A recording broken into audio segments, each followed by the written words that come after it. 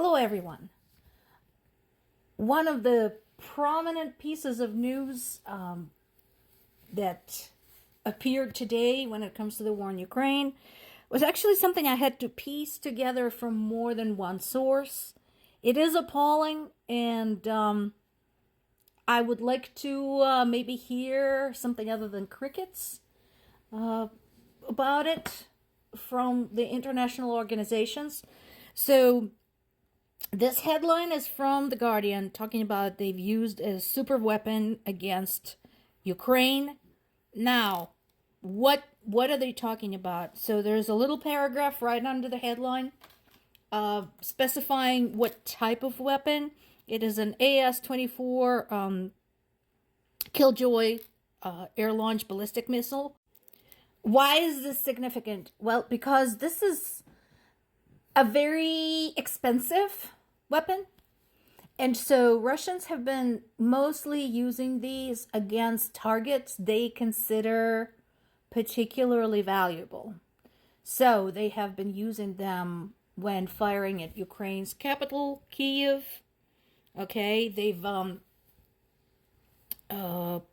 used it against the Starokonstantinov military air base.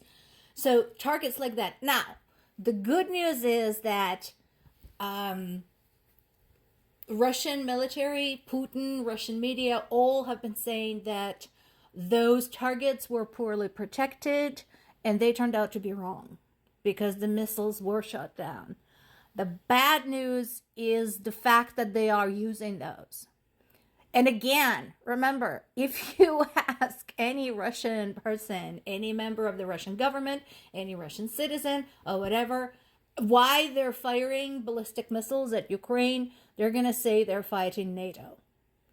And that is just, out there. There is not a single NATO soldier on Ukrainian territory right now. There's no UN troops, there's no US troops, there's no EU troops. There's some volunteers who are private citizens who came to Ukraine of their own free will. They're not representing any country officially. They just came in and joined the army, including Russia. As you know, we talked about the Siberian Battalion last week.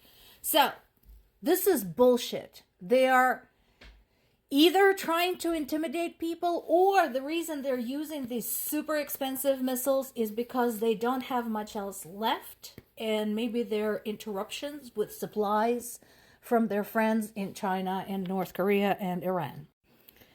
Back to The Guardian. So The Guardian had a really good summary today, actually.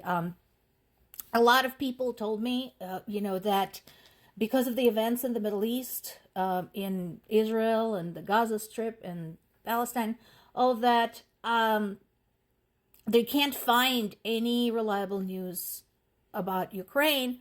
Well, this is actually a good place to do so. The Guardian doesn't always get it right, but they try. And they do their best to be very comprehensive. So they try to touch upon multiple topics. So here we go. So Denmark has revamped their military cooperation deal with the U.S. What's that mean? So U.S. being rather far away from Europe, and its closest point with Russia being very remote, Alaska, Bering Strait. You guys know, right, that there is U.S. territory very close to Russia. Okay, look at the map. Anyway, so U.S. has a deal with multiple European nations to have military bases there. And what they have, what type of weapons, what type of troops they have at those military bases. So that's what that is all about. And that is why this is important. Case in point, look at the next paragraph right after that. Russia is revamping its nuclear arsenal.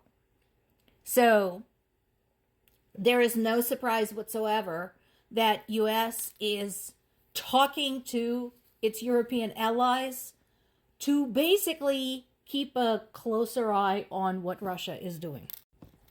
And not to be outdone, Russia once again is doing the same thing it tried to do 10 years ago with Ukraine when it interfered in the trade agreement between Ukraine and the European Union, except now we are talking about an agreement between Finland and the US.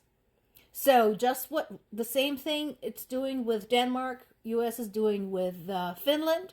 No surprise there. Finland has a direct border with Russia, had lost some territory to Russia. So Finland is motivated, and Finland had just become a new NATO member. So Russia immediately started threatening Finland, and I'm like, oh, please, try. Make my freaking day. Just try going against Finland. And then this next bit there gave me a bit of a chuckle. Here you go. So UN Human Rights Chief Volker Turk said that there had been extensive failure by Russia to protect civilians in Ukraine, and that there were indications that Russian forces had committed war crimes. Really? No. You don't say. Seriously? Well, gee, you know what? I would be so careful flinging such accusations at Russia, because are you absolutely 100% sure? I'm being very deeply sarcastic here. Yeah, it's been known that Russia had committed war crimes there a long time ago. Okay? So to make an official statement only just now, yeah, wake up and smell the gunpowder, guys. And of course, the question remains, great, now that you have acknowledged this, what are you going to do about it? What are you going to do? Are you going to finally kick Russia out of the UN? You're going to finally kick Russia off the Security Council? What are you going to do? Because making a statement that this is happening while it's happening and then doing nothing about it really is kind of cheap. And this is from the Associated Press. Again, Associated Press has been really, really good about covering certain more complex aspects of the war. So we talked about this yesterday. We talked about